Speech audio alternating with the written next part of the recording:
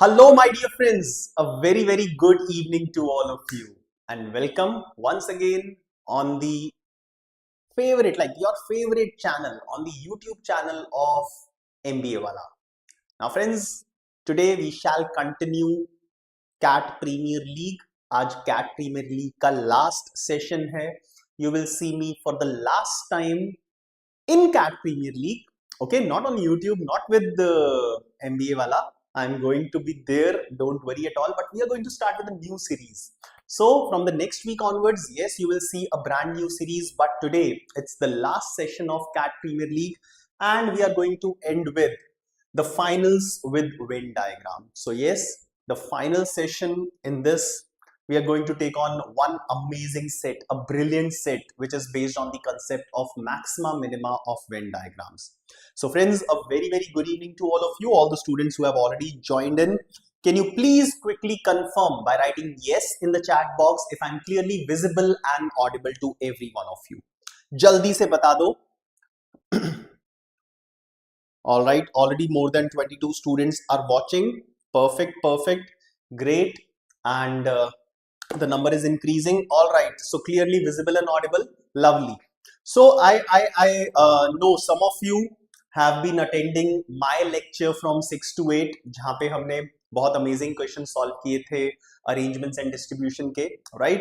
So PW की application पे मैं कभी lecture ले रहा था and I can see some names from that lecture. Yes, so guys, now kudos to all of you. 6 to 8 का lecture attend किया. You must have grabbed your dinner quickly and then once again you are there in the session.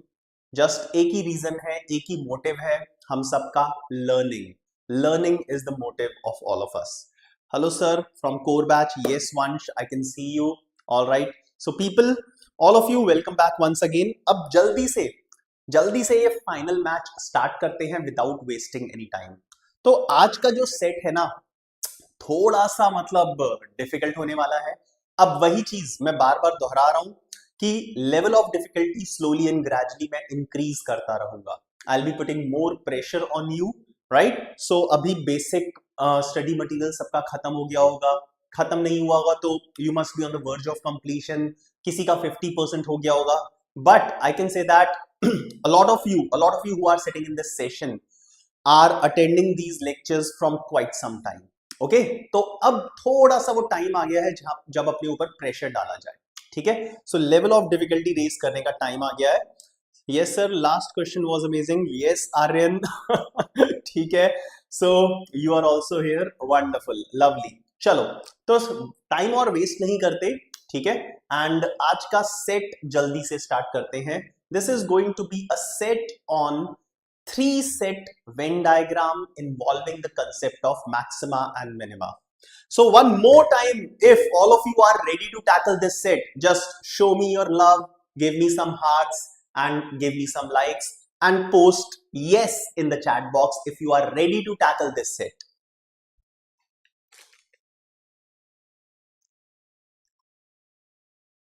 All right, lovely. Thank you. Great. चलिए, so start करते हैं. Now all the information based, चलो मैं थोड़ा सा आपको directions दे देता हूँ. So now this set I'll be displaying in different parts. Okay. So first of all, I'll display the entire information using which you will be able to make a Venn diagram. ठीक है, Venn diagram बनाने के बाद I'll take you to 2 questions. 2 questions होंगे based on whatever you have drawn. Now after those 2 questions are done, I'll take you to the third question where some additional information will be there. तो अभी तक जो किया था उसके अलावा कुछ और information होगी third question में.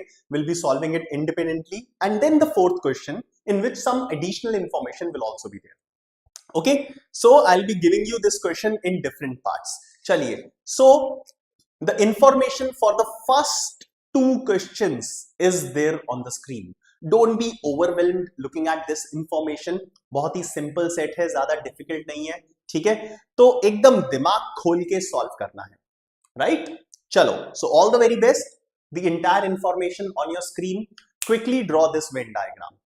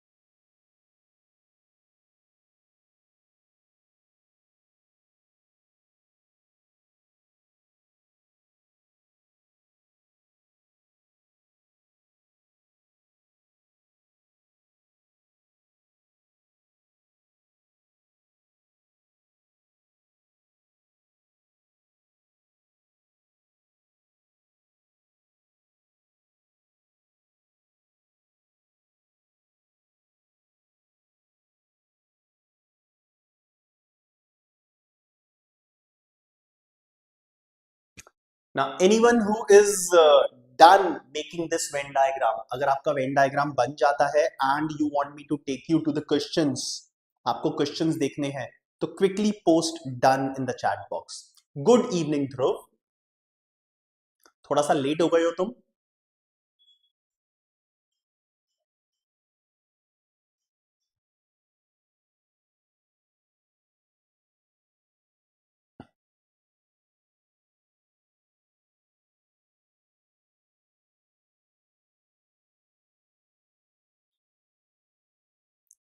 Again, I'll repeat, anyone who is done solving this and want to look at the questions, post done in the chat box.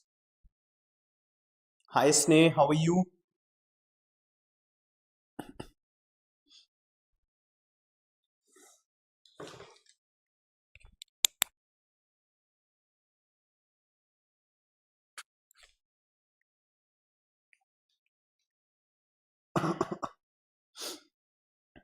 All right, Dhruv, that was quick. I'm waiting for other students as well. If you're done, post done in the chat box.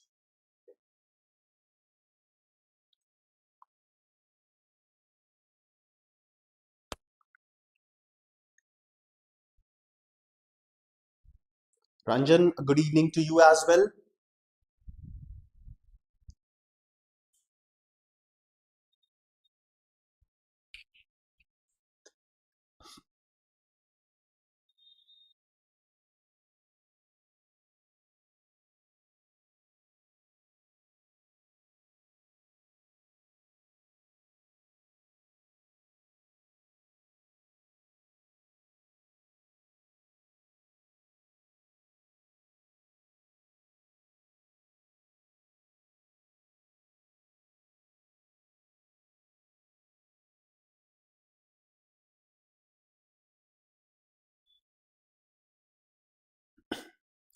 All right, people. 2 more minutes and then I'll display the questions. 2 more minutes to all of you.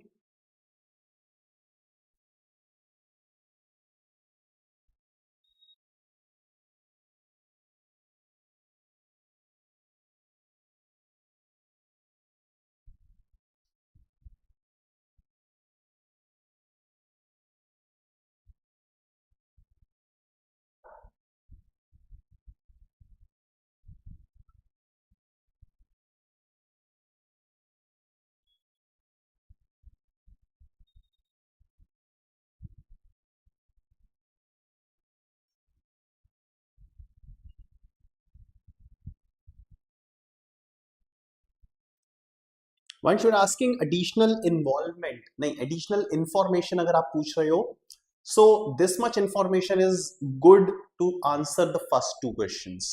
Then in the third question itself, you will get some additional information, and same with the fourth question.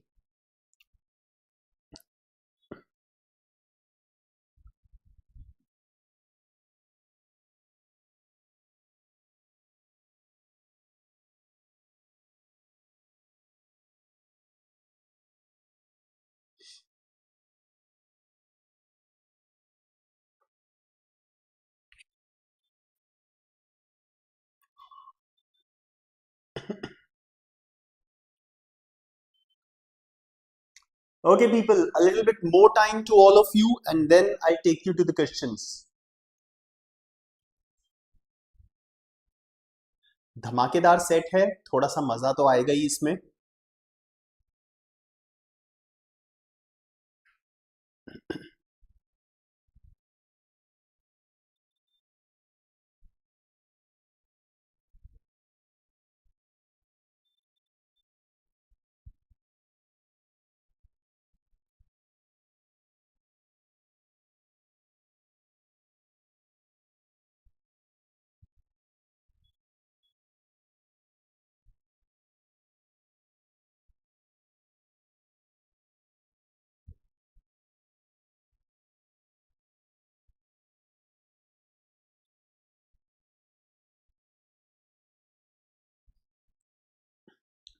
All right, people.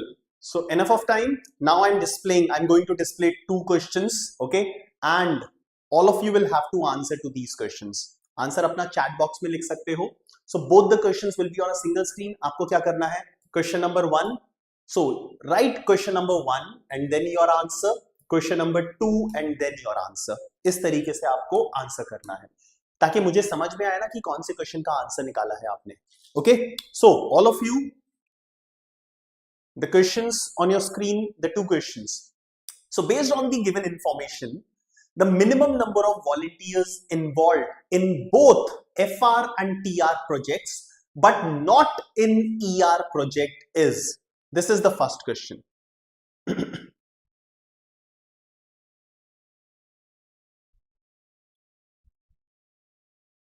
So Dhruv, I'll be answering to your question once I'm done with this. ठीक है, अपने आप समझ में आ जाएगा कि इस type के क्वेश्चन के एग्जाम में आने के कितने चांसेस हैं. Okay, we have done this type of questions. Yes, we have done. बहुत ही सिंपल इंग्लिश में इंस्ट्रक्शंस गिवन थी. अभी थोड़ी देर में समझ में आएगा कि ये सेट इजी है, डिफिकल्ट नहीं है ये set. Okay,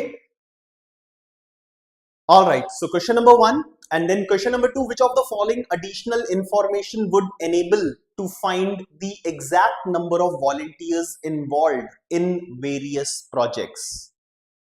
Exact number. So some of you are saying question number 1 answer is 3 and 4. So option 3 and option 4. So I'll be happy if you write option A, B, C, D. अगर option A, B, C, D लिखोगे तो better रहेगा. ठीक है, so question number 1 का answer option A, option B, option C और option D. Please write it like this. Okay.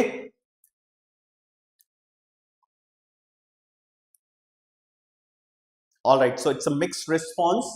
Go to the second question. Which of the following additional information would enable to find the exact number of volunteers involved in various projects? So first का C, B, D, ये 3 answers मिले हैं. किसी ने भी A नहीं बोला. So B, C and D, ये तीनों आंसर्स मिले हैं. So I'm not marking any of these. ठीक है, क्वेश्चन नंबर 2 देख लो जल्दी से.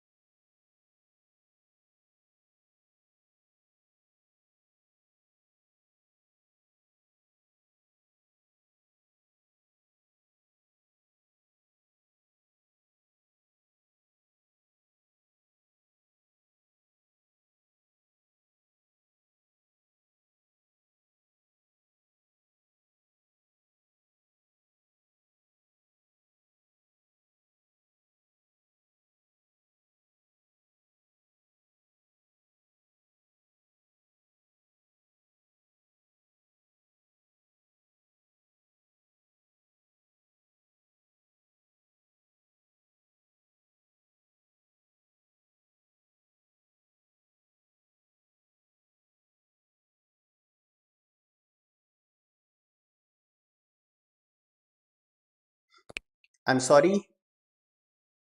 Okay, so I think अब आवाज आ रही है. Fine. I'm sorry. ठीक है. So let's begin with the understanding of this, analysis of this.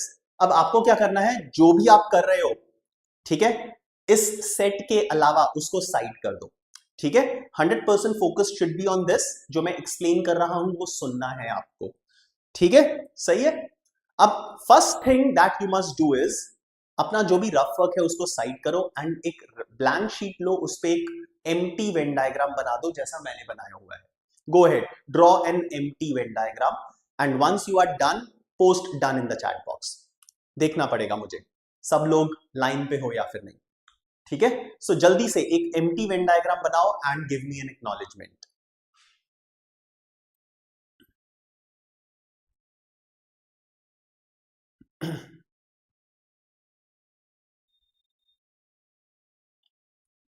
All right, perfect, सही है. अब 3 सेट वेन डायग्राम है. Let's write what all 3 sets are there. So T R tsunami relief, so यहां पे लिख देते हैं T R. Then F R is the flood relief and E R is the earthquake relief. right? Now currently it has 37 volunteers, TR, FR and ER. Each volunteer working with help distress has to be involved in, ये important line है, so every volunteer will be involved in at least one of these three projects. Okay, so that means total number that will be inside this Venn diagram will be 37. Okay, 37. तो ऐसा कोई भी volunteer नहीं है जो किसी भी project में इन्वॉल्व नहीं है. Okay, right. अच्छा गाइज, अगर मैं जो चीज समझा रहा हूं जिस समझ में नहीं आए, immediately right stop in the chat box. Chat box में स्टॉप लिख देना immediately. I will stop and repeat that point. ठीक है, जस्ट आपको क्या करना है, स्टॉप लिखना है चैट बॉक्स में. ओके, ठीक है. अब आगे बढ़ते हैं. फर्स्ट पॉइंट यहां पे जो गिवन है, a maximum number of volunteers are involve in FR project. So FR project में मैक्सिमम है, राइट. सो अगर मैं एफआर को टीआर से कंपेयर करूं या एफआर को ईआर से कंपेयर करूं, तो एफआर में मैक्सिमम नंबर ऑफ वॉलंटियर्स होने चाहिए टोटल एफआर में. ठीक, okay, fine. Okay, now among them, जो एफआर में इन्वॉल्व है, among them the number of volunteers involved in FR project alone, मतलब FR only, ये वाला जो पार्ट है, is equal to the volunteers having additional involvement in ER. So only FR वाले, this is equal to all those who have additional involvement in ER. So this dot, ये जो मैंने लिखा हुआ है, ये वाला region is equal to the sum of these two regions. Okay, so basically they are saying that only FR is equal to FR and ER. Okay, so only FR is equal to FR and ER. Okay, Imran, you are asking basics का कोई batch है. सो अगर अभी आपको जो batch recently start हुआ है, elite batch है, आप वो ज्वाइन कर सकते हो, एमबीए एलीट बैच, राइट. आप प्रो बैच या पाइनियर बैच का भी सब्सक्रिप्शन ले सकते हो, जिसमें आपको सारी चीजें बेसिक्स से मिलेंगी बट रिकॉर्डिंग सेशंस मिलेंगे, राइट. तो आप एक बार ऐप पे जाओ, आपको सब कुछ पता लग जाएगा. ठीक है, but if you want to take live classes, batch recently start हुआ है, एलीट बैच है, आप ज्वाइन कर सकते हो. आने वाले बैचेस में एक वीकेंड बैच है, वीकेंड बैच भी आप ज्वाइन कर सकते हो, सैटरडे संडे क्लासेस होंगी. ऑलराइट, ठीक है. Now only FR is equal to FR and ER. Okay, right. So ये फर्स्ट पॉइंट कंप्लीट हो गया. अब इस फर्स्ट पॉइंट की वजह से ना कुछ नंबर्स फिल नहीं कर पाया मैं. ठीक है, कोई प्रॉब्लम नहीं है, अभी वेट करते हैं, आगे नंबर्स आएंगे हमारे पास. ओके, आगे चलते हैं. Now, the number of volunteers involved, second point, the number of volunteers involved in ER project alone is double the number of volunteers involved in all three projects. So all three से ये वाला double है, but दोनों ही numbers नहीं पता, छोड़ देते हैं, आगे चलते हैं. 17 volunteers are involved in TR. So TR में 17 involved है. तो 17 I'll write it outside this circle because ये जो 17 है ये टोटल TR है. सुनामी रिलीफ में टोटल 17 है. यहाँ पे ओनली TR नहीं लिखा, TR अलोन नहीं लिखा, तो कंप्लीट TR का जो सर्कल है इसका वैल्यू हो जाएगा 17. ओके, ठीक है, ये वाला पॉइंट भी डन हो गया. अब जो जो पॉइंट्स मैं छोड़ता जा रहा हूं ना, मैं उन पे दोबारा आऊंगा. ठीक है, तो परेशान मत होना. Next point, the number of volunteers involved in TR project alone. TR alone, ये वाला जो है portion, is one less than the number of volunteers involved in ER project alone. So TR alone is one less than ER alone. दोनों ही नहीं पता, छोड़ देते हैं. लास्ट पॉइंट से अब कुछ इंफॉर्मेशन मिलने वाली है, ध्यान देना लास्ट पॉइंट पे. 10 volunteers involved in TR project are also involved in at least one more project. So TR project में टोटल मेरे पास 17 है, इसमें से 10 ऐसे हैं, 10 वॉलंटियर्स इसमें से ऐसे हैं जो किसी ना किसी और प्रोजेक्ट में भी इन्वॉल्व हैं. मतलब 10 जो है वो किस चीज का सम होगा, 10 will be the sum of these three reasons. TR में जितने भी वॉलंटियर्स हैं उनमें से 10 वॉलंटियर्स ऐसे हैं जो टीआर के अलावा कहीं और भी इन्वॉल्व हैं. सो टीआर के अलावा इन्वॉल्व है, दैट मींस टीआर के अलावा किसी ना किसी एफआर या ईआर या दोनों में इन्वॉल्व है. तो इन तीनों का सम 17, सॉरी इन तीनों का सम अगर 10 है तो ओनली टीआर की वैल्यू कितनी हो जाएगी? ओनली टीआर की वैल्यू कितनी हो जाएगी अगर इन तीनों का सम 10 है? Come on tell me all of you. Absolutely good. ये कौन है? वेदांत. वेदांत आपने एक आंसर दिया है. स्नेह very good. So only TR का वैल्यू 17 माइनस 10 दैट इज 7 हो जाएगा. So this value will be 7. ठीक है, यहां पे मैं लिख देता हूं 7. ओके राइट, तो यहां पे मैंने 7 लिख दिया. अब अगर ओनली टीआर 7 पता लग गया है तो ओनली ईआर, ये वाला वैल्यू कितना होगा? Only ER. So now look at the previous point. The number of volunteers involved in TR alone is 1 less than the number of volunteers involved in ER alone. So ER alone का value कितना हो जाएगा? Shweta, Rajnish, Kanika very good. So 8 हो जाएगा इसका value. Nice. समझ में आ रहा है? बिल्कुल समझ में आएगा, क्यों नहीं आएगा समझ में? ठीक है, चलो आगे चलते हैं. अब ये जो होती है ना, कड़ी से कड़ी मिल जाएगी. अब बहुत सारी चीजें पता लग जाएंगी. अब ओके, नाउ इस वाले पॉइंट पे जा रहा हूं मैं. Number of volunteers involved in ER project alone, ER alone is double the number of volunteers involved in all the 3 projects. तो ऑल 3 प्रोजेक्ट्स का वैल्यू कितना हो जाएगा?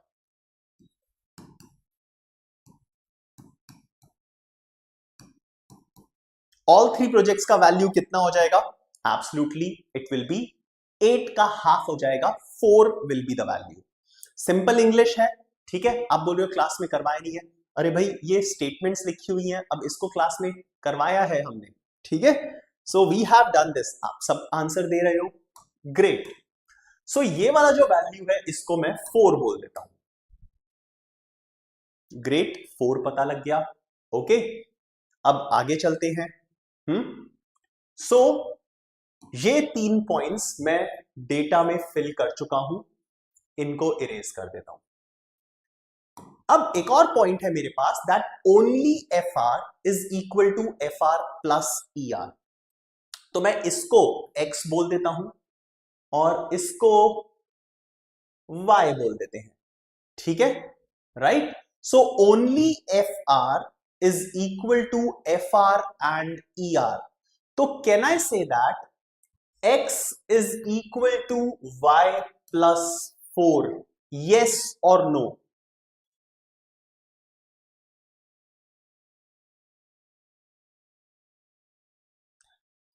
Shweta, yes I'll do that. तो श्वेता एक बार yes और no लिखना. ये 8 क्लियर था, आपने एक नंबर दिया था 8. I can see that. Shweta Sharma. So Shweta Sharma, this 8 is it clear to you? Yes or no?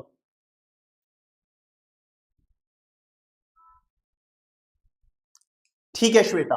Shweta अगर ये 8 है तो ये 4 हो जाएगा. यहां पे लिखा हुआ है the number of volunteers involved in ER alone. ER alone is 8, हमें पता है.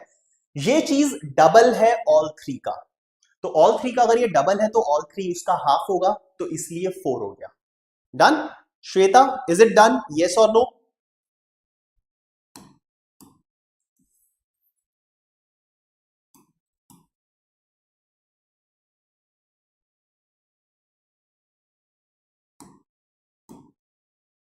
ओके ग्रेट, आगे चलते हैं.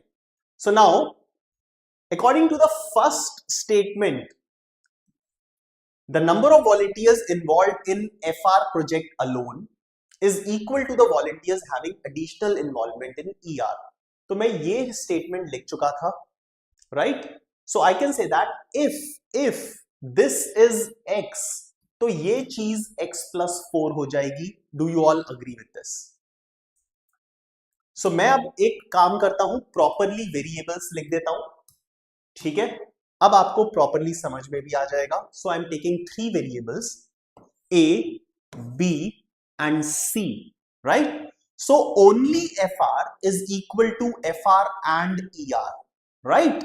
सो this part will be c plus 4. Are you all clear up till this part? सही है, सबका यस आ चुका है ऑलरेडी. अब हम यहां से कुछ वैल्यूज निकालने की कोशिश करते हैं, कुछ इक्वेशंस बनाने की कोशिश करते हैं. Okay, now all of you focus. ये पूरा पोर्शन, ये सर्कल 17 है, तो can you give me the value of a plus B? a plus B का वैल्यू दे सकते हो मुझे?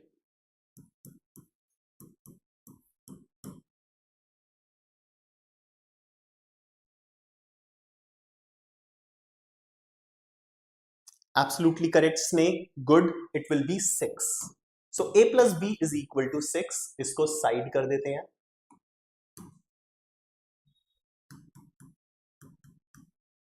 Okay. Now if a plus b is equal to 6, इन दोनों का सम 6 है, तो can you give me the value of c? c का वैल्यू चाहिए मुझे. I'm asking the value of c. Chirag, a plus b 10 नहीं होगा. इन तीनों का सम 10 है, जिसमें से 4 पता है मुझे, तो a प्लस बी 6 बचेगा. ऑल राइट चिराग.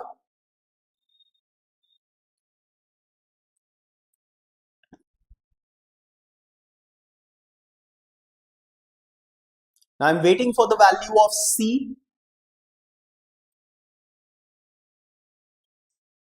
Good, Kanika, Rohan, Dhruv, very good. Now c का वैल्यू चाहिए. टोटल नंबर ऑफ वॉलंटियर्स 37 है. टोटल नंबर ऑफ वॉलंटियर्स 37 है, जिसमें से 17 यहां पे हैं. ओके, 17 ये वाले हैं. 37 में से 17 हटा दो, कितना बचा? 20 बचा. फिर 8 यहां पे हैं, तो 20 में से 8 और हटा दो, 12 बचा.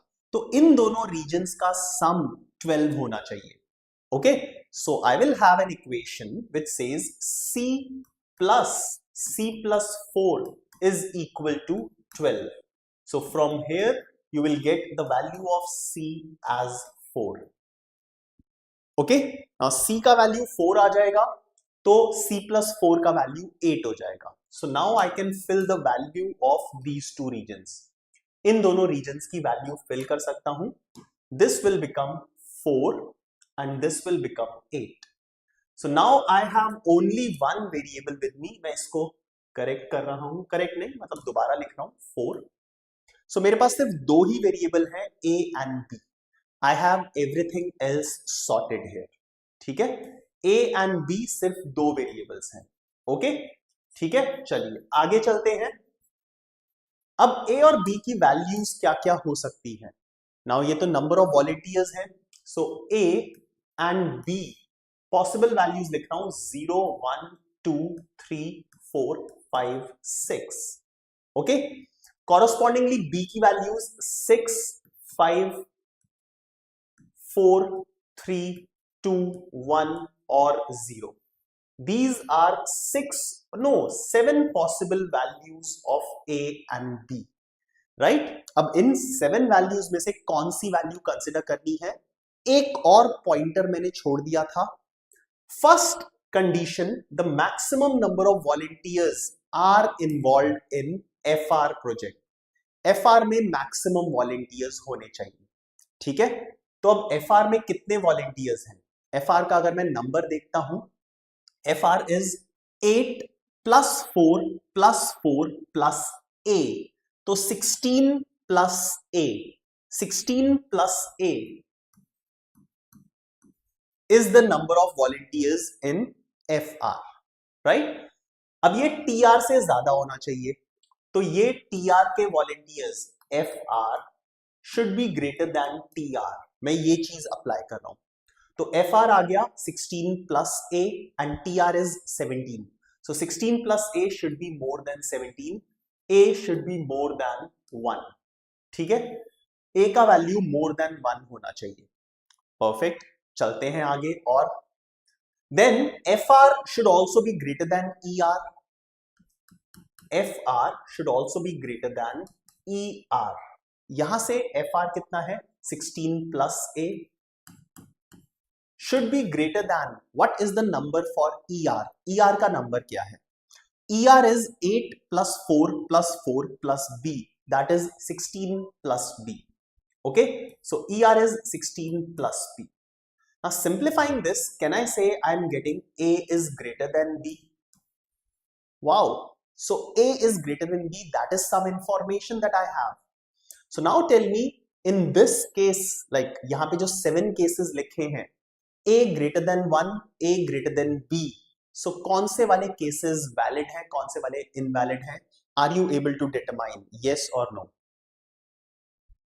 ओके आदित्य, आपको 4 कैसे आया? C का वैल्यू ये समझ में नहीं आया, तो ये C था, ये C+4, C+4, ये जो नंबर है ये टोटल 37 मैच करना चाहिए, तो 37 में से ये 17 हटा दो एंड 8 हटा दो, ये दोनों रीजन्स बच जाएंगे। ओके सो दोनों रीजन्स बच जाएंगे, ये 12 आ जाएगा सम। C को सॉल्व कर लो, C 4 आ जाएगा। ओके राइट, ठीक है। Now A should be greater than B, so I will take this case and this case. All the remaining cases will be eliminated. A is greater than B, 4,2, 5,1, 6,0, that's it. Okay, so these 3 cases will be considered and the other cases will be eliminated, right? So this is our Venn diagram. Now we can move on to the question. 2 question जो थे उनको देख के आते हैं। Based on the given information, the minimum number of volunteers involved in both FR and TR but not in ER. FR and TR but not in ER, ये क्या होगा? So FR and TR but not in ER, basically they are asking about the value of A. A का value minimum कितना होगा? A के values 4, 5 और 6 3 values हो सकते हैं, राइट? सो A का मिनिमम वैल्यू क्या होगा? You all know the answer. Let's go back and mark the answer. So A का minimum value will be 4. All right, ठीक है। Now second question क्या बोल रहा है? Which of the following additional information would enable to find the exact number of volunteers involved in various projects? अब problem आ कहां रही है? A और B में से किसी भी एक की वैल्यू पता लग जाए तो सॉर्टेड है ना लाइफ, ठीक है। A की वैल्यू पता लग जाएगा तो सारी और वैल्यूज पता लग जाएगी, B की वैल्यू पता लग जाएगी, या फिर B का वैल्यू पता लग जाएगा तो A का वैल्यू पता लग जाएगा and will get the value of every region. So either A और B, इनमें से कोई भी एक वैल्यू पता लग जाए, क्वेश्चन का आंसर आ जाएगा। वापस चलते हैं ऑप्शंस पे। 20 volunteers are involve in FR। FR में ये बोल रहा है 20 वॉलंटियर्स हैं। अब देखते हैं यहां से कुछ वैल्यू आती है ना। FR में अगर 20 वॉलंटियर्स हैं, can I say that I get the value of A। A का वैल्यू आ जाएगा। अब A का वैल्यू आ जाएगा तो B का वैल्यू आ जाएगा and question is over. So yes, answer क्या है? Answer is option A। काफी लोगों ने ऑप्शन B बोला था, 4 volunteers are involve in all 3 projects. भाई ये तो हमें पता ही है ना, ऑलरेडी डायग्राम में गिवन है, डायग्राम में यहां पे लिखा हुआ है that 4 volunteers are involve in all 3, तो उसकी इंफॉर्मेशन की जरूरत नहीं पड़ेगी। So option B is not the answer. 23 volunteers are involve in exactly 1। Exactly 1 में 23, अरे भाई एग्जैक्टली 1 की भी सबकी वैल्यूज पता है, 8 + 7 23 आ रहा है, तो ये इंफॉर्मेशन चाहिए ही नहीं मुझे। Okay, so option C is also not correct. No need for any additional information. No, this is not correct because I need additional information which is given in option A, right? So option A will be the answer. All right, people. चलिए, so 2 questions बहुत easily solve हो गए हैं, बहुत सारा data लिखा हुआ है। अब इस डेटा को यूटिलाइज करते हैं एंड थर्ड क्वेश्चन पे चलते हैं। आई होप दैट सबने ये वेन डायग्राम ड्रॉ कर लिया है बिकॉज थर्ड क्वेश्चन के लिए इस वेन डायग्राम की रिक्वायरमेंट पड़ेगी। ऑल राइट, चलिए। So third question and we all will solve it together, साथ में solve करेंगे। So after some time the volunteers who were involved in all the 3 projects, मतलब ये उन 4 volunteers की बात कर रहा है, ठीक है, 4 volunteers की बात कर रहा है जो all 3 projects में थे। all 3 मतलब FR, TR and ER, इसमें 4 volunteers थे पहले, राइट? अब इसने क्या किया? After some time these 4 volunteers were asked to withdraw from 1 project. किसी भी एक प्रोजेक्ट से आपको हटना है। दैट मींस अगर मैं अभी ऑल 3 प्रोजेक्ट्स में हूं तो मुझे एक से हटा देंगे तो मैं सिर्फ 2 प्रोजेक्ट्स में रह जाऊंगा। As a result 1 of the volunteers opted out of TR। तो एक ने अगर टीआर से निकल गया तो एफआर एंड ईआर में एक वॉलेंटियर बचेगा। इसने क्या किया, टीआर से ऑप्ट आउट कर लिया, टीआर से निकल गया ये, ठीक है। तो टीआर से अगर निकलेगा तो एफआर एंड ईआर में जाके गिरेगा, ठीक। चलो, one volunteer opted out of ER, अगर ईआर से ऑप्ट आउट कर देंगे तो एफआर एंड टीआर में गिरेगा वो। while the remaining opt out of FR, तो जो एक बचा था उस दो बचे हैं, अब तो एक एक हो गया, दो बचे हैं, तो इसने FR से विड्रॉ कर लिया, तो दैट मींस ये कहां पे गिरेगा आके, TR प्लस ER में दो चले जाएंगे। ऑलराइट, तो वो चार को रिमूव करके, अब मैं वो जो चार थे ना उनको रिमूव करके मैं इधर उधर डालने की कोशिश करूंगा। किस तरीके से, इस तरीके से। तो एक एक करके डालते हैं जल्दी जल्दी। सो FR प्लस ER में एक चला जाए, या फिर इसमें दो चले जाएंगे, TR प्लस ER में दो चले जाएंगे, TR plus ER। Okay, so what I do is I remove these four, okay, and TR plus ER, TR and ER में दो चले जाएंगे, यहां B के साथ B प्लस 2 हो जाएगा।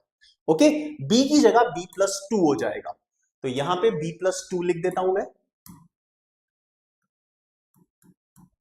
ओके, ये तो जीरो हो गया ना बीच वाला, एंड बाकी दोनों में 1 1 ऐड हो जाएगा, तो ये ऊपर वाला a प्लस 1 और ये 4 plus 1, a plus 1 and 4 plus 1।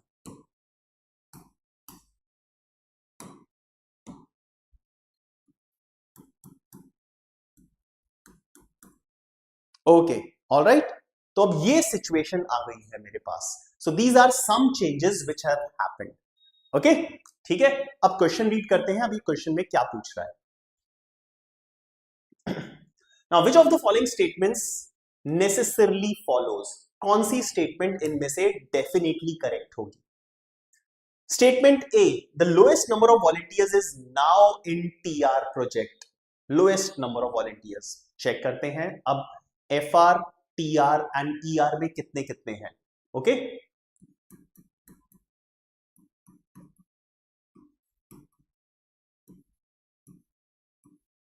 So one by one.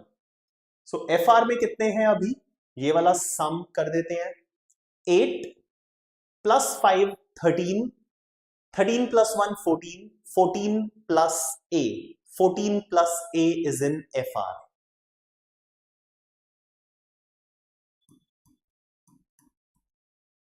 TR में कितने हैं, टीआर 7, अब ये 17 नहीं बचेगा, हाँ 7 plus 3 10 and 6, a plus b का वैल्यू 6 था ना, राइट। तो 7 8 9 10, 10 plus a plus b that is 16। So 16 are there in TR, and ER में कितने हैं, ईआर में 8 and 5 13, 14 15, 15 plus b। Okay, so 15 plus b is in ER। Alright, ठीक है। नाउ a एंड b का वैल्यूज क्या क्या हो सकते थे, 4, 2, 5, 1, 6, 0। ओके, अभी बोल रहा है the lowest number of volunteers are in TR, TR में लोएस्ट है। क्या जरूरी है ये लोएस्ट हो 16? नहीं, अगर b का वैल्यू 0 होगा तो ER लोएस्ट हो सकता है ना, b का वैल्यू 1 होगा तो दोनों इक्वल हो सकते हैं ना, तो option A is not correct. ठीक है, बहुत सिंपल चल रहा है, ठीक है। डेफिनेटली लेंथी क्वेश्चन है, तभी तो ये कैट का क्वेश्चन है मेरे दोस्तों, एग्जैक्ट क्वेश्चन ऑफ कैट है ये। अभी बताऊंगा ईयर कौन सा था। More volunteers are now in FR as compare to ER, FR is more than ER. 14 plus A, is it more than 15 plus B?